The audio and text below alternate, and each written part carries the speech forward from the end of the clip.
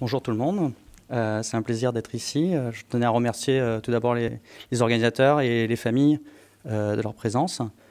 Je vais vous parler donc de l'électroencéphalographie. L'électroencéphalographie, c'est une technique assez ancienne, peut-être une des premières à avoir été utilisée pour étudier le fonctionnement du cerveau d'un point de vue très physique, objectif, physiologique.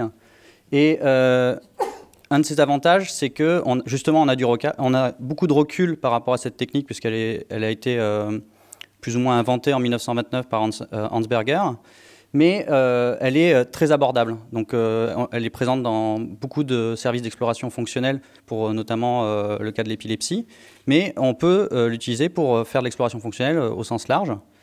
Et un autre avantage de l'électroencéphalographie par rapport à d'autres imageries fonctionnelles du cerveau, c'est qu'elle est extrêmement précise dans le temps. Donc on peut enregistrer le fonctionnement du cerveau à la milliseconde près, comparé à plutôt l'ordre de la seconde pour l'IRM. Mais par contre, ça se fait en contrepartie. Il y a un désavantage, c'est qu'on est beaucoup moins précis d'un point de vue spatial. Donc on n'aura pas d'image en 3D très précise de l'activité du cerveau comme on le voit en imagerie à résonance magnétique fonctionnelle. Mais par contre, on sera très précis au niveau de comment le cerveau découle sa dynamique dans le temps. Alors, il y a quand même du nouveau depuis 1929. On a fait des progrès en traitement du signal, on a fait du progrès au niveau des capteurs. Donc, par exemple, on a maintenant des techniques où, en combinant l'enregistrement électroencéphalographique à la surface du crâne et l'imagerie anatomique issue de l'IRM anatomique, on est capable de faire ce qu'on appelle de la reconstruction de source et en fait inférer et faire une sorte de prédiction de quelle serait cette activité qu'on observe au niveau du crâne au niveau du cortex. Donc c'est un peu comme de la sismographie mais électromagnétique. À partir juste de données de surface du crâne, on arrive à prédire un peu ce qui se passe au niveau du cortex. Donc avec ce genre de technique de reconstruction de source, on a à la fois une grande précision temporelle, mais on retrouve une sorte de précision au niveau spatial également.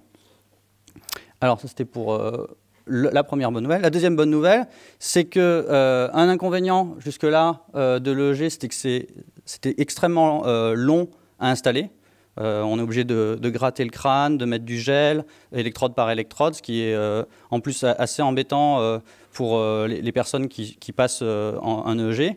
Or, depuis quelques années, on a le développement de casques type géodésique, de ce type-là, qui peuvent s'installer en moins de 5 minutes et qui sont avec une très haute densité d'électrodes, ce qui est nécessaire pour pouvoir faire ces reconstructions de sources à partir de données anatomiques, IRM. Alors, il y a aussi une autre bonne nouvelle dans cette histoire, c'est qu'on a tout un pan en fait, de la cognition humaine qui a été quasiment inexploré en imagerie fonctionnelle, c'est celui de l'interaction sociale. Pourquoi? Parce que paradoxalement, on parle de cerveau social, mais on a étudié exclusivement des gens isolés dans des machines ou même en EEG, devant des perceptions sociales de stimulus. Et en fait, il y a toute la dimension interactionnelle qui est le corps même de notre fonction sociale dans la vie de tous les jours, qui a été très difficile à amener en laboratoire. Et donc en fait, certains appellent ça la matière noire des neurosciences. On est face à une littérature où on étudie un seul participant qui est dans une observation détachée et de manière passive. Et on va avoir émergence de paradigmes forcés, d'interaction forcée, où on dit imiter la vidéo que vous voyez sur l'écran ou exécuter telle action. Et finalement, on a cette partie-là qui sont avec deux participants engagés dans une interaction dynamique, ce qui, paradoxalement, est notre quotidien, qui est très très peu exploré d'un point de vue laboratoire. Alors, heureusement, depuis 2002, on a l'émergence de techniques pour aborder cet aspect interactionnel de la cognition sociale. Et l'une d'elles, c'est l'hyperscanning, qui a été proposé par Reid Montag, et qui consiste tout simplement en fait, à combiner plusieurs, je dis simplement, ça coûte plus cher, 2 fois plus cher, deux ou plusieurs IRM reliés entre eux par un serveur, et donc faire l'enregistrement de l'activité cérébrale de plusieurs personnes en interaction sociale. Alors ça a créé de multitudes d'études, certaines même qui poussaient le côté purement perceptif, social, sans aller dans l'interactionnel, mais déjà creuser cette notion de regarder à travers les individus au lieu d'un seul individu. Donc, par exemple, Yuri Hasson à Princeton avait montré en enregistrant des gens en train de regarder le même film que la similarité de leur activité cérébrale était d'autant plus grande que justement il y avait des scènes sociales dans le film. Donc là c'est intéressant, ça nous montre qu'on est d'autant plus semblable quand on est engagé dans un contexte social. Et alors du coup, ah si c'est bon, normalement on m'a dit de cliquer 2 fois. Et en électroencéphalographie, justement, j'ai eu la chance de faire ma thèse avec Jacqueline Nadel à la Pitié-Salpêtrière, qui a justement aussi beaucoup travaillé dans l'imitation dans le cadre de l'autisme. Et nous, ce qu'on a fait, c'est essayer de poursuivre les travaux qu'elle avait faits sur l'interaction mère-enfant, mais chez les adultes, en enregistrant à la fois leur imitation spontanée en contexte comme ça interactionnel, et en même temps leur activité cérébrale. Alors là, vous voyez un logiciel qui m'a fait faire des cauchemars pendant 11 mois, où j'analysais image par image ces interactions-là, où vous voyez les 2 personnes qui s'imitent de manière spontanée. Donc il y a un tour de parole qui émerge, en fait, de manière non verbale. Et nous, on a essayé d'étudier les bases neurophysiologiques de ce phénomène de régulation, en fait, de l'échange, qui est un principe même fondateur de la régulation de la cognition sociale. Et alors, le gros résultat de cette histoire, c'était tout d'abord de découvrir qu'en fait, les cerveaux des 2 personnes rentraient à une sorte de résonance lors de l'interaction sociale. Donc, il y avait une mise en phase des oscillations cérébrales entre les 2 cerveaux. Alors, ce n'est pas de la télépathie, hein, je m'étais fait accuser de parapsychologue à l'époque. Non. Ici, en fait, on visualise juste le fait que il y a des dynamiques très très fines, de l'ordre de la milliseconde, qui sont similaires entre les 2 cerveaux. Ce n'est pas de la transmission de pensée. Le médium de transmission, c'est le comportement, en fait. C'est l'imitation même. Mais c'est intéressant parce que, justement, on retrouve des structures qui ont été étudiées en perception sociale, mais cette fois-ci dans le contexte interactif, et on creuse le côté dynamique, en fait.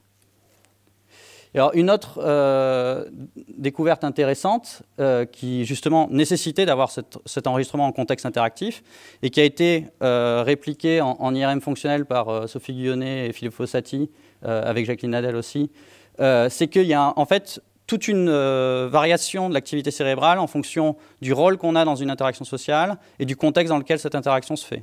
Donc, c'est pas pareil quand on est imitateur ou initiateur d'un mouvement. Et c'est pas pareil quand on est dans un monologue comme là, où je parle et vous m'écoutez, ou quand on va être après, si vous voulez discuter avec moi, où on sera dans un dialogue réciproque. Et donc ça montre qu'en fait, on a une connaissance qui est très parcellaire du fonctionnement du cerveau social, puisque justement, il y a toute cette partie interactionnelle qui est plus ou moins inexplorée. Alors, justement, donc ça c'est le truc à retenir du coup, la perception sociale et l'interaction sociale, c'est différent. Et pour revenir justement au cœur d'aujourd'hui et de l'autisme, le problème c'est qu'il y a beaucoup de choses qui ont été inférées sur le fonctionnement de l'autisme et les mécanismes de l'autisme, notamment au niveau du cerveau social, et que ces théories-là, bien que séduisantes, donc la plus séduisante qui avait très bien pris d'un point de vue médiatique, c'était à la suite des découvertes des neurones miroirs, ces neurones qui permettraient à la fois de percevoir les actions des autres et en même temps de comprendre nos propres actions. Juste de conclure que dans l'autisme, en fait, c'est juste un dysfonctionnement des neurones miroirs. Donc il y avait la théorie des neurones miroirs brisés qui s'était appuyée en fait énormément sur des résultats en électroencéphalographie. Et en fait, la théorie, bien que très séduisante, a été extrêmement critiquée par des psychologues en social. Et donc, il y a eu des articles Unbroken Mirror Theory, les miroirs débrisés. Et nous, justement, on s'est attaqué à ça. On a créé une plateforme d'hyperscanning où on a commencé à faire des études avec Jacqueline Nadel, justement, avec des personnes avec autisme. Et nos résultats, au départ, je voulais me concentrer sur cet aspect d'interactionnel.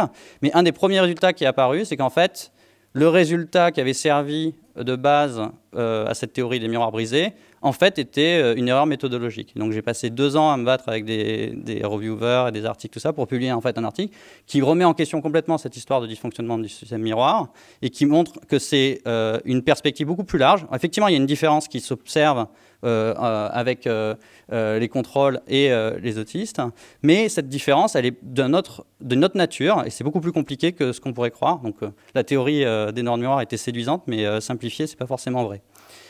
Et après, on a fait aussi des collaborations pour essayer d'automatiser l'analyse de ces électroencéphalogrammes et du comportement pour pouvoir justement, comme on l'a présenté auparavant, élargir ce type d'exploration, non pas sur 10 ou 15 sujets, mais faire des très grandes cohortes. Donc ça nécessite que justement, il n'y ait pas des thésards qui passent des mois et des mois à indexer image par image des vidéos d'interaction. Et donc maintenant, il y a des moyens avec le machine learning de faire ça de manière pseudo-automatisée. Et alors, il y a une autre méthode que j'ai développée après aux États-Unis qui consiste à remplacer une des deux personnes dans l'interaction par un modèle théorique de l'interaction sociale. Et donc, ça s'appelle le Human Dynamic Clamp, qui a été initialement proposé par mon directeur là-bas, Scott Kelso. Et donc là, c'est intéressant parce que ça permet d'avoir à la fois un contexte interactif, mais avec beaucoup plus de contrôle d'un point de vue expérimental. Et en plus, c'est aussi, on teste le participant, mais on teste aussi en fait notre modèle. C'est-à-dire que, je ne sais pas si vous êtes familier avec le test de Turing, c'est un test où on essaye de deviner si une machine est un homme ou pas. Et là, on peut faire tester en fait à quel point notre modèle théorique, finalement, il tient debout face à une interaction avec un humain. Et donc, ça aide à la fois d'un point de vue empirique, mais aussi d'un point de vue théorique. Et donc, on vous a présenté beaucoup de choses sur, justement, la génétique et comment c'était en train de changer. Là, depuis plus d'1 an, j'apprends beaucoup de génétique avec Thomas Bourgeron, justement, où j'ai eu la chance d'être nouvellement recruté dans son équipe. Et en fait, on a une explosion à l'heure actuelle à la fois d'exploration de génome complet, alors qu'avant on était sur un gène, un trait, ou par des méthodes avec des modèles de knockout, on casse un gène et on regarde ce que ça fait sur tout le phénotype. Mais en fait, comme vous voyez dans cette figure, l'intérêt c'est d'arriver à avoir du génome complet, de l'épigénome, même aller sur d'autres approches, avec un phénotype complet. Et donc là, le projet qu'on essaye de lancer en collaboration avec le service de Richard Delorme, c'est justement d'intégrer ces techniques d'hyperscanning et de Human Dynamic Clamp dans le contexte d'un service de pédopsychiatrie à Robert Debré. Et donc là, en fait, on a déjà vu tout un pan de recherche sur le lien entre la génétique, la biochimie. On a aussi toute la partie IRM anatomique et fonctionnelle. Et donc là, on fait un plugin de rajout sur cette exploration fonctionnelle en EEG avec des dynamiques très fines et en contexte interactionnel. Voilà. Merci de votre attention.